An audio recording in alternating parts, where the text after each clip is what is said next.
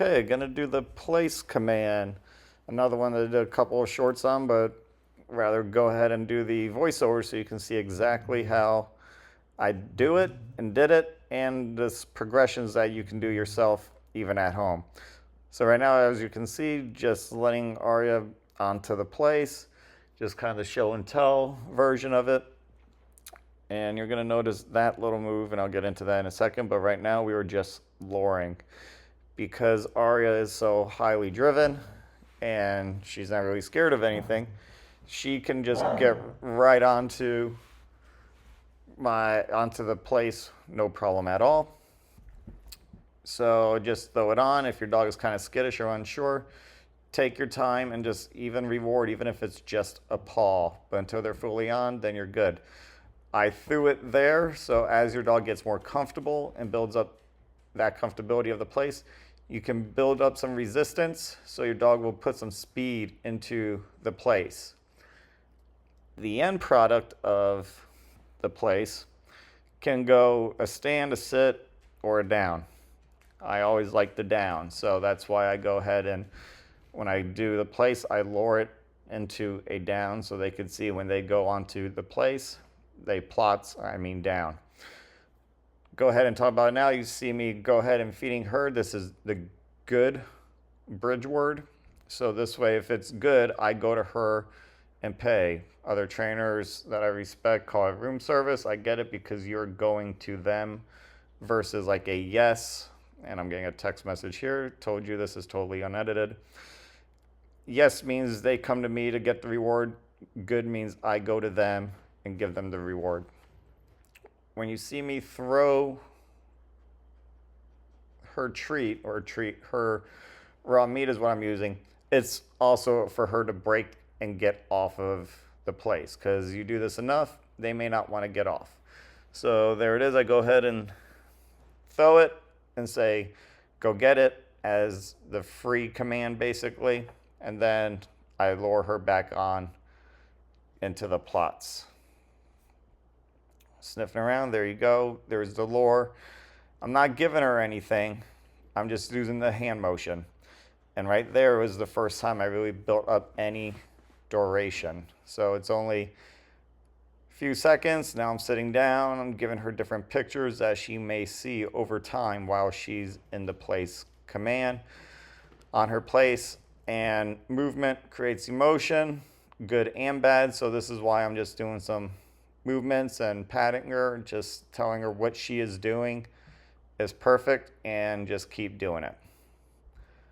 With her leash on, again, you can also use some leash pressure to try and pull her off. If she breaks, go ahead and put her back on, because what you want is for her to, opposition reflex, you're pulling, but she's fighting to really solidify her being in place. You can also use some pressure to lure her onto the place if they're being kind of stubborn or skittish. So there's pressure in good ways and bad ways, but both ones will be good if your dog is skittish and needs some help to get out of that pressure, and pressure as in, no, you want me on here, I'm not gonna break or move under any circumstances. Now I got a couple of her balls, just trying to bring out a high value item. I'm gonna move them around because she always wants to go after them, but the goal is to stay where she's at. So I just move them around, purposely trying to get her to break, but she's doing a fantastic job just sitting there or just downing right there. So I go ahead and I pay her for that. And then she comes to me, so that would be a yes. She comes to me and I pay her. Now we put a few distractions in between her and her place. And when there's distractions, you gotta lure a little bit. And that's what we did. Got some ground beef and just got her on. And now I'm starting to throw some of her raw meat on the ground. So now she has more distractions at play. She not only has her ball, but she also has food. But she's doing a great job. So there I go ahead and tell her what she's doing is good. And go ahead and I sit down here for a little bit.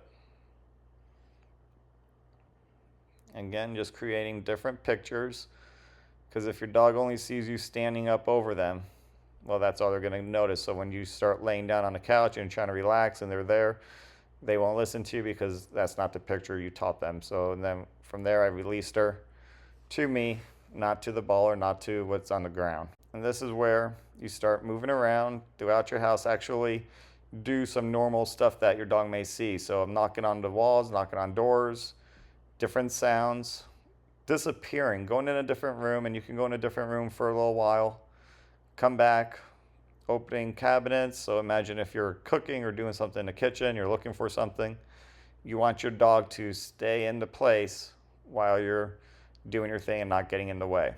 So again, went back, told her she's doing good, gave her a little something something, and then yes, she can come to me for the reward. Get back on. Disappeared for a little bit. Half disappeared. Now this is where we're going to increase some of the difficulty and the duration. You can do this. I'm not going to. We went ahead and I timed it, but I did 3 minutes. 3 minutes is a decent amount of time, especially in a dog's mind. So I'm not going to go ahead and talk for 3 minutes because that's just going to be boring. But I can zoom through all this. But it was 3 minutes, me walking around, getting some water, watching a little F1, and her goal was just to stay there.